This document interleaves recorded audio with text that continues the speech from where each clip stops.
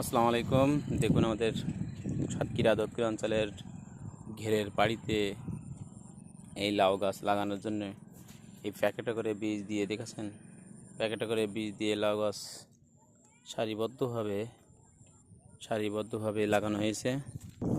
এই সব বড় বড় ঘের, এখানে প্রচুর মাছ আছে। মাছের খাদ্য দিয়ে মাছ লাগানো হয়। দেখেন খাদ্য প্যাকেট ঝরতেছে, খাদ্য দিয়ে মাছ লাগানো হয়। এখানে বাগদা চিংড়ি এখানে ছাটনা চিংড়ি, গলদা চিংড়ি, বাগদা চিংড়ি, রুই, কাতলা, মৃগেল, সিলভার, তেলাপিয়া, ভেটকি সর্বপ্রকারের মাছ আমাদের এখানে চাষ করা হয়।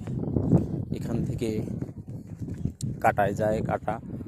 কাটা হচ্ছে আপনার মৎস্যকাটি থেকে সাতক্ষীরা থেকে ঢাকা, এইভাবে আমাদের এখান থেকে মাছ রপ্তানি করা হয়।